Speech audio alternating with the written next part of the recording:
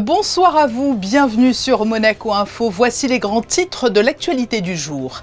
Elle était la dernière athlète monégasque à entrer en compétition aux Jeux Olympiques. La nageuse Lisa Pou a pris la 18e place de l'épreuve de natation marathon sur 10 km en eau libre. Vous l'entendrez dans ce journal. Tout comme le prince Albert II, son premier supporter, il dressera avec notre envoyé spécial Émilie Rousseau le bilan de cette quinzaine pour les athlètes monégasques et plus généralement pour l'olympisme. Elle commente avec brio les épreuves de beach volley des JO. L'entraîneuse de l'équipe de volley monégasque féminine, Eva Hamzaoui, nous fera partager cette expérience qu'elle n'est pas prête d'oublier. Alors que les JO s'achèveront dimanche, notez-le, il ne vous reste plus que quelques jours pour découvrir une exposition avec les 40 torches olympiques issues de la collection privée du prince souverain. C'est au Grimaldi Forum. Après un début de saison poussif, en raison notamment des mauvaises conditions météo, le mois de juillet a-t-il permis d'inverser la tendance? Nous sommes allés à la rencontre des acteurs du tourisme monégasque. Enfin, nous irons au Larvoto avec les petits pensionnaires du mini-club. Et si vous aimez chanter, une nouvelle offre cet été au Novotel. Vous pouvez y trouver une salle spéciale karaoké. Mais débutons donc ce journal avec l'épreuve de natation du marathon 10 km en eau libre, dans laquelle était engagée la dernière sportive monégasque de la délégation nationale. Lisa Pou est arrivée 18e de cette compétition disputée dans la Seine. Sa réaction d'après-course aux côtés de son entraîneur et papa, Michel Pou. On va dire que je ne suis pas très fière de ce que j'ai fait. Après, il y a une chose que je dois relever aussi pour moi, c'est que j'ai tout donné, donc je ne dois pas avoir de regrets par rapport à ça. Mais c'est vrai que je suis vraiment pas heureuse de la course que j'ai pu réaliser ce matin. Il faut dire aussi que les conditions n'ont pas été simples dans la Seine, avec cette deuxième partie à contre-courant. C'est sûr que c'était très délicat à gérer. Je pense que certaines d'entre nous n'ont pas encore compris ce qui nous est arrivé ce matin, mais il y en a qui ont réussi à nager avec. Moi, j'avoue que j'ai pas réussi et je pense que ça me laisse un goût amer. La Seine aura eu raison de moi, je pense. Michel, on peut comprendre la frustration de Lisa aujourd'hui qui espérait beaucoup mieux, mais comme elle l'a dit, la Seine aura eu raison d'elle aujourd'hui. Je crois, oui. Dès la familiarisation hier, je savais que ça serait compliqué pour elle dans le courant. Pour autant, tout le travail engagé, toute la saison, toute la magnifique saison qu'elle a fait, pouvait nous laisser espérer aujourd'hui quelque chose de mieux. C'est un fait. Elle est un petit peu diminuée aujourd'hui, plus le courant, ça faisait effectivement beaucoup pour elle, pour cette course. Et parmi les spectateurs levés tôt pour encourager Lisa Pou, il y avait le prince Albert II. Il n'a manqué que peu de compétitions sur cette quinzaine olympique et encore moins les épreuves disputées par les athlètes monégasques, comme il l'a confié à Émilie Rousseau. Monseigneur, merci de nous avoir accordé cet entretien sur l'un des lieux, on va dire, les plus magnifiques de Paris avec la Tour Eiffel en toile de fond. Ces sites sont assez magnifiques, ils mettent vraiment en valeur Paris au cœur des Jeux. Non, absolument, c'était un choix de nos amis du comité d'organisation de Paris 2024, mais c'est vrai qu'ils ont raison de mettre toutes ces beautés architecturales et culturelles de Paris et de la région aussi. Et ça donne vraiment un cachet particulier à ces Jeux. Et si on rajoute à ça l'ambiance extraordinaire qu'il y a dans tous les stades et dans tous les sites, voilà, c'est des Jeux assez extraordinaires. C'est un succès pour vous, ces Jeux à quelques jours de la clôture? Oui, je pense. On fera le bilan quand la cérémonie de clôture sera terminée, mais je crois que vraiment ce sont de très beaux Jeux. Il y avait certaines craintes au début, bien sûr, il y avait certaines appréhensions sur beaucoup de plans, mais je crois qu'ils sont déroulés dans un état d'esprit extraordinaire, avec un engouement, une participation du public tout à fait extraordinaire. C'est ce que je disais, pas uniquement pour l'encouragement des athlètes français, mais tous les athlètes. Et tous les athlètes se sentent à l'aise et se sentent soutenus. Et Mondo Duplantis l'a dit quand il a tenté son record du monde, mais tout au long de sa compétition, il était soutenu. Il a dit c'est le public le plus extraordinaire que j'ai eu. Donc voilà, je crois que c'est de ce point de vue-là, je crois que ça va donner un élan, non seulement au sport français, mais au mouvement olympique en général. Un mot sur la participation de la délégation monégasque, une délégation qui respectait totalement la parité, 6 athlètes. Oui. Qu'est-ce que l'on peut dire sur cette participation? Écoutez, ça a été une participation honorable. Bien sûr, on aurait aimé voir d'autres résultats. Je ne parle pas du tout de médailles, mais voilà, on pensait qu'on allait être un petit peu mieux classé, mais bon, c'est le sport, c'est la compétition, c'est les Jeux Olympiques qui sont une compétition à part, qui sont un festival de sport et ça va bien sûr au-delà du sport. Et donc c'est tout à fait particulier, il faut pouvoir s'adapter aussi, il faut pouvoir s'adapter à différentes conditions de course. On l'a vu ce matin avec Lisa Pou dans une épreuve de 10 km de natation très, très difficile sur la Seine, avec des courants favorables et contraires qui sont très difficiles à gérer. Donc voilà, mais je suis très fier de notre participation dans l'ensemble. Ils ont fait honneur à la principauté et voilà, ça leur permettra aussi de mieux se préparer s'ils veulent participer à d'autres grandes compétitions et d'autres Jeux Olympiques, bien sûr. Merci beaucoup, Monseigneur. Merci à vous. Si vous avez suivi ce matin l'épreuve disputée par Lisa Pou, vous l'aurez vu, cela a encore donné droit à de très belles images avec ces sites en plein cœur de la capitale française. Du côté du beach volley aussi, les images sont sublimes avec la Tour Eiffel en toile de fond et les commentaires, eux aussi, méritent d'être entendus. Ils sont notamment signés de l'entraîneuse de l'équipe féminine de volley de Monaco. Eva Hamzaoui est avec nous. Bonsoir. Bonsoir. Pas de vacances pour vous, en tout cas pas dans l'immédiat, puisque vous êtes pleinement investi dans les JO de Paris 2024 en commentant les compétitions de beach volley. Tout le monde s'accorde à dire que vous vous acquittez de cette mission avec brio.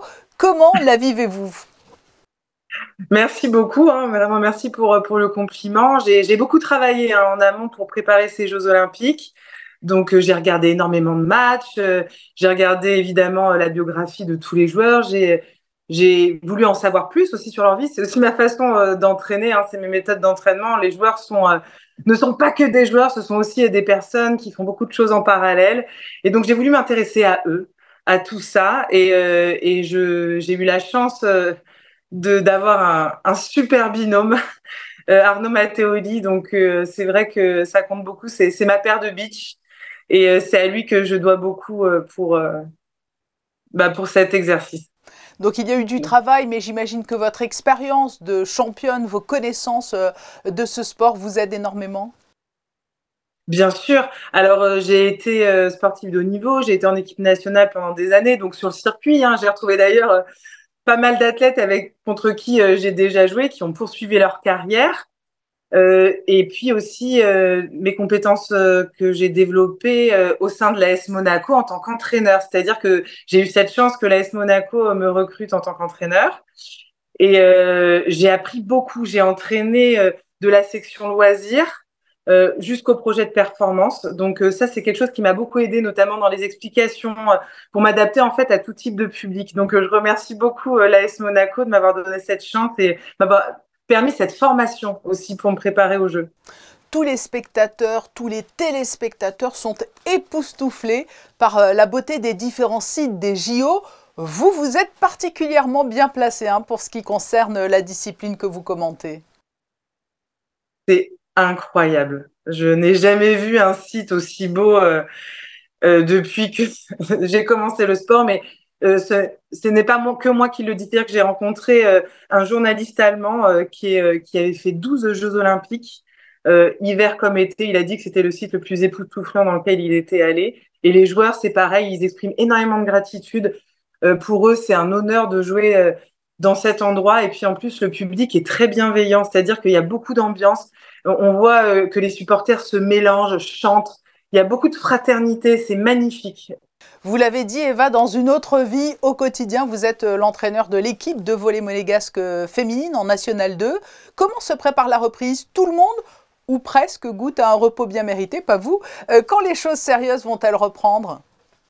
Alors, fin août, mais j'espère bien qu'elles font du beach justement du beach volley pour garder la forme et aussi qu'elles font un travail physique. Ça, on en a discuté aussi avant la saison. C'est important de rester en forme et c'est une équipe qui est très responsable de son projet de performance. Donc, je leur fais 100% confiance pour arriver prête en septembre.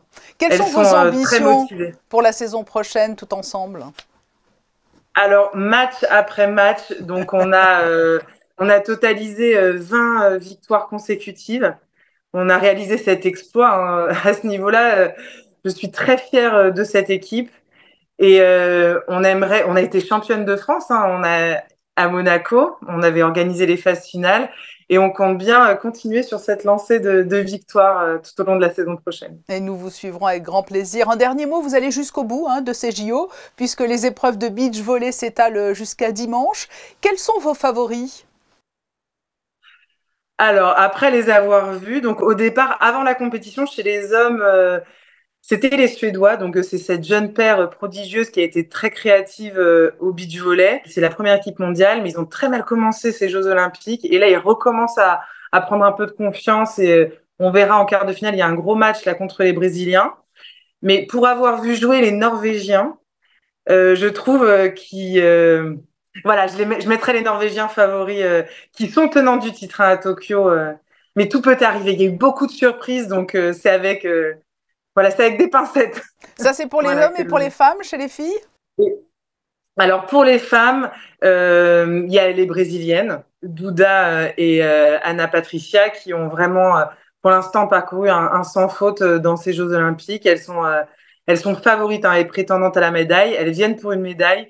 Et c'est vrai qu'elles ont affiché un volley extraordinaire, mais moi, je mettrais aussi une option sur une équipe européenne, une équipe suisse. C'est Tania Huberli et Nina Brunner. C'est une intuition, c'est des joueuses, elles ont gagné leur premier tournoi international cette année en 2024, le plus haut en élite 16, mais je les ai trouvées remarquables depuis le début de la compétition, donc on verra. On verra ça en conclusion des JO. Merci Eva Hamzaoui de nous avoir fait partager cette belle expérience que vous vivez actuellement aux commentaires des épreuves de beach volley des JO de Paris 2024.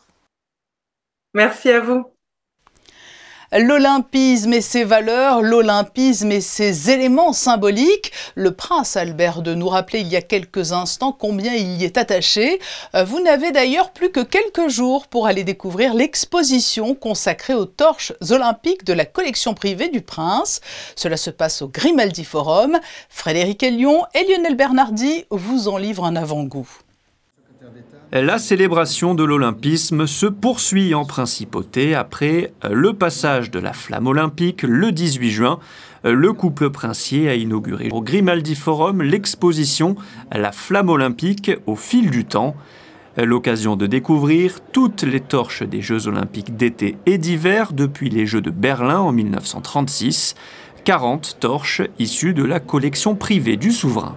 Les torches olympiques sont apparues, on va dire, dès les années 36 jusqu'à 2024. On a la chance d'avoir la flamme olympique de Paris 2024. Donc on a conçu une échelle du temps. Mais les torches au début, c'était plutôt du fonctionnel. C'était un objet.